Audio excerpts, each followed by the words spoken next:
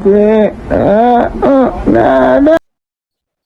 hi guys, how you guys doing today? I hope that you guys are having a very wonderful, wonderful day. All right, today we're gonna have a story time about fake friend. All right. One day my homegirl called me. I'm gonna call her Tiffany. Okay, Tiffany and I been friends since elementary school, and her and my sister, we all used to go to school together, and me and Tiffany, we remain in the same neighborhood until we was adults. So we still keep in touch. We still go out. We still go to party and do all that stuff. Anywho, Tiffany called me one day and she was like, "Girl, can you come with me to one of my coworkers? She keeping a little birthday, little get together thing." And first I was like, "Girl, I don't even know because I'm funny about being around people and all that stuff." And she was like, "No, just come with me. I need the support. Just come." So I'm like, "All right." She told me that her boyfriend was gonna give us a ride. He's gonna be there too. So I'm like, "All right." Ended up going. Boyfriend came and picked me up. We ended up going. When we got there, it was like a bunch of female was there, and then it was also some couples was there. When I went in there, the vibe of the place, it was like, like it wasn't bad, but they was giving me like a little funny look, looking at me up and down, especially the ones with the couple, because I was dressing like overly sexy. I'm never gonna hold you, I was. So they was giving me like little up and down stares, and some of them were whispering in each other ears and all that stuff. But I didn't pay it any mind because I'm like, I've been around female, that's why I don't really mess with too much. And whenever you tends to go out with them and you happen to be a little bit more prettier, you happen to dress a little bit more better, a lot of them be jealous. So I'm used to that. Anywho, we all there, we eating, we having fun. I wasn't really talking because I only have one friend there, but they was talking, but I wasn't really being like standoffish, like being rude or whatever. Like I have a smile on my face, smile, hey, stuff like that. Anywho, when it was time for us to pay, I thought like everyone was gonna get like separate bill. So they ended up bring the bill around, and it was just one bill. Me, I'm funny. If I'm going out and it's a group of people, I do not like giving my credit card out. I'm sorry, I don't. I don't care what nobody say. I don't like doing that. So, anywho, I told Tiffany, I'm like, "Girl, the ATM right around the corner. We could go over there. I could go and get cash, and then we come back and pay." Anyway, me and Tiffany, we went to the ATM. When we came back, the bill was paid. So I'm like, who do I give the money to since we got to pay the bill? So they was like, "No, don't worry about it. It was a get together. It was our little get together. So don't sweat it."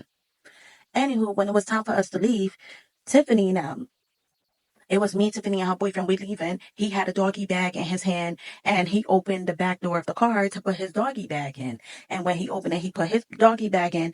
I also went in the car. So when Tiffany went around, we see her standing there. So I'm like, "Girl, come on, it's mad cold outside. It's like almost like 0 degrees. We live in New York, and it was winter." So I'm like, "Girl, open the car. Come on, let's go." She said, "No, I'm not coming in." So I was like, "Why are you not coming in?" So she was like, "Well, I'm going to need him to get up and come over here and open the door for the car and let me get in." So I'm like, "Why?" She was like, "Because he opened the car for you. So since he opened the door for you, he needs to come over here and open it for me." So me and her boyfriend, we just stood there in the car and we just looking like, so I was like to her boyfriend, "Are you going to get up and go open the door for her?" He said, "No." I didn't even want to speak too much because I'm like, I didn't want to upset her even more because she caught me off guard. She caught all of us off guard. So I was like, didn't really want to say too much. So I was like, "Girl, like, come on. If you want, I would come out there and open the door for you." And I was like, "One, let me just say, he never opened the door for me. He had a doggy bag and he was just putting his food in the back of the car, but he did not open the door for me." So she was like, "I don't care. Yes, he did. Yes, he did. I'm not getting in the car until when he opened the door for me." So anywho, she was still standing there for like 5, 10 minutes, honey. And I asked him again. I'm like, "Yo, go open the door for her. Like, you're not gonna open the door for her?" He said, "No, because she's doing too much. She's doing too much. I ain't open the door for you. I just open the door to put my food in the bag, like in the back of the car. I don't know why is she doing this."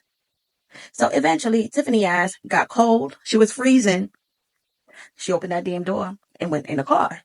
So when she came in, we all stood there quiet. We rode all the way back to the Bronx, like real quiet. Okay. So because I didn't pay for the food, I ended up paying for the gas and the toll. I didn't mind it. Anywho, when I was there in the car, I was just thinking to myself, like, "Ugh, this is bad energy." She kind of caught me off guard. The vibe of the place was a little off. It kind of made me feel uncomfortable with the females with her friends that was there. So I was just sitting there thinking to myself, like, listen, Keep your mouth shut because you need that ride. We was coming from Queens. I'm like, keep your mouth shut, honey, because you're going to need that ride all the way back to Queens. So you ain't trying to get put out. So keep your mouth shut. So I keep my mouth shut. But I tell myself, I was just thinking to myself, like, listen, when we get back to the Bronx and I get home, I'm cutting her ass off. So when we went back to the Bronx, we say bye or whatever. From that day, I ain't talked to her. She was going around telling people like, oh, will you believe that we took her out and she didn't even have no money to pay for her food and all that stuff. She switched the story around, and her boyfriend, he was there and he seen everything. And we have another friend, another mutual friend, and he told him like, yo, like what my girl did was dead wrong. Like, why would you invite somebody out and then expect them to pay? And they didn't even want to go. You the one that forced them out the house, forced them to come with you. And it wasn't even a situation where she didn't have her money. It's just that you caught her off guard and she didn't want to give her card information. And then he also told his friends that, I think my girl was just mad because her friend was looking better than her. Which I was a bit uncomfortable with that part because I'm like, men have a way of putting women against each other by saying certain things that make women get in their feelings about certain things. So but bottom line of the story, y'all got to be careful who y'all call y'all friends. Y'all have to be careful who y'all go out with because some of these girls are jealous. Some of these girls are jealous when you and them go out. You dress better. You have a prettier face. You getting all the attention. They have a problem with you. And you don't even know. You just sitting around trying to be these people friend, not even thinking nothing of it. And these people clearly have a serious, serious issue with you. So bottom line of the story, just be careful who you go out with. And if you don't got no money, keep your broke ass home. Okay. Because that's what I was thinking to myself, even though I did have the money. Don't get me wrong, I did. But how she was trying to make it seem like I didn't have it, I was like, listen, next time around, I just make a rule. If they ain't paying for you, you ain't going nowhere. Or if they want you to pay, they need to just come out and say it. But you ain't going to hit me off guard.